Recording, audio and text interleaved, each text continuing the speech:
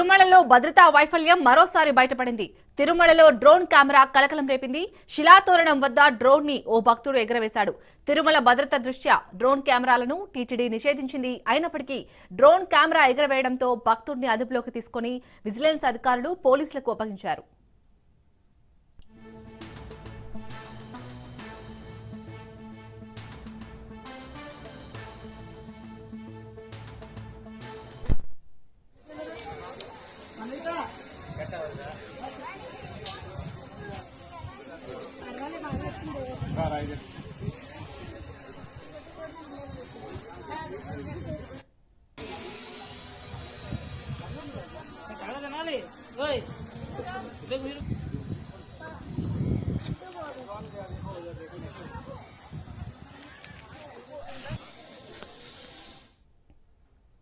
తిరుమలలో భద్రతా వైఫల్యం మరోసారి బయటపడింది.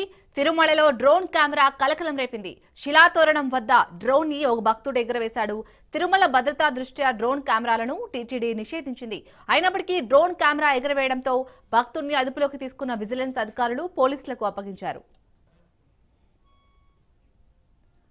ఇదే అంశానికి సంబంధించి పూర్తి డీటెయిల్స్ మా ప్రతినిధి సురేష్ అందిస్తారు. సురేష్, రైట్ విషయాన్ని ఏదైతే తిరుమలలో మరోసారి భద్రతా వైఫల్యం కొట్టొచ్చట్టు కనపడదని చెప్పుకోవచ్చు. తిరుమల క్షేత్రంలో డ్రోన్ కెమెరా నిషేధాన్ని ఇప్పుడు తిరుమల తిరుపతి దేవస్థానం విధించింది.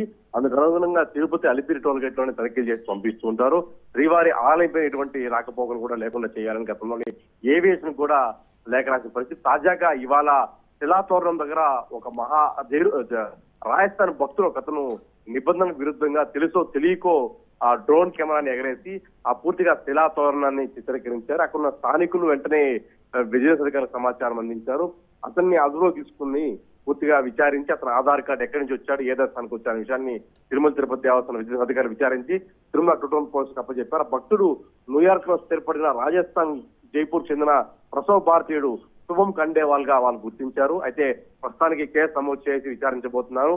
గతంలోనే టీటీడీ ఒకటే చెప్పింది, తిరుమలలో ఇలాంటి డ్రోన్ కెమెరా ఎగరేయకూడదని. అయినప్పటికీ ఆ నిబంధనలు కొంతమంది తెలుసో తెలియకో మరోసారి తెలియక అత్యుత్సాహంతో కొంతమంది భక్తులు ఈ విధంగా టీటీడీ నిబంధనలను తొంగలో తొక్కి తిరుమల డ్రోన్ కెమెరా తీసుకొచ్చి చిత్రీకరిస్తున్న ఆ రకంగా ఇది ఖచ్చితంగా భద్రతా వైఫల్యం చెప్పుకోవచ్చు. ఎందుకంటే పూర్తిగా తిరుమల క్షేత్రంలో డ్రోన్ కెమెరా నిషేధమైనప్పటికీ ఆ రకంగా తిరుపతిలో సరిగా జరగలేదని చెప్పుకోవచ్చు. మరోవైపు టీటీడీ భద్రతా సిబ్బంది కూడా పెంచుకోవాల్సిన ఉంది. అలిపిరి టోల్ గేట్ లో తక్కువ మంది సిబ్బందితో తనిఖీలు నిర్వహిస్తారు. ఇలాంటి కొన్ని పైకి వస్తున్నాయని చెప్పుకోవాలి. తాజాగా ఇతరమైన కేసు నమోదు చేసి విచారిస్తున్నారు.